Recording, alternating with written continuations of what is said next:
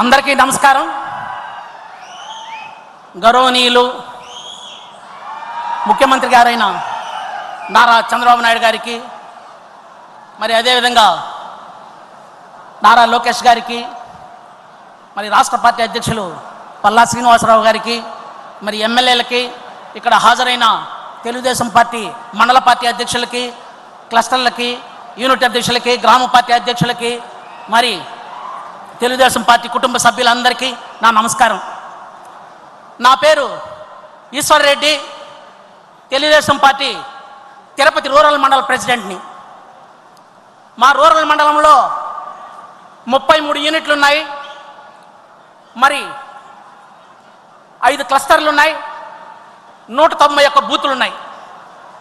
నిజం చెప్పాలంటే నేను 24 ఏళ్ళప్పుడు, నాకు 24 ఏళ్ళప్పుడు బాబు గారు కర్షక్ పరిషత్ చైర్మన్గా ఉండేటప్పుడు నేను తెలుగుదేశం పార్టీలో చేరడం జరిగింది. ఆ రోజు నుంచి ఈ రోజు వరకు తెలుగుదేశం జెండాను ఎప్పుడు నేను వదిలిపెట్టలేదు. ఎందుకంటే కార్యకర్తకి సరైన గుర్తింపు తెలుగుదేశం పార్టీలోనే ఉందని నా నమ్మకం. మేము నిజం చెప్పాలంటే కాంగ్రెస్ పార్టీ, అప్పుడు కాంగ్రెస్ పార్టీ అన్నమాట, ఇప్పుడు వైఎస్ఆర్ కాంగ్రెస్ పార్టీ. ఆ కంచుకోట గ్రామాల్లో నుంచి మేము జీరోలో నుంచి స్టార్ట్ చేసినాం. జీరోలో నుంచి స్టార్ట్ చేసి ఈరోజు మా పంచాయతీలో 550 ఓట్ల మెజార్టీ పైగా తెప్పించాం. అదేవిధంగా రూరల్ మండలంలో ఒక సామాజిక వర్గం ఏ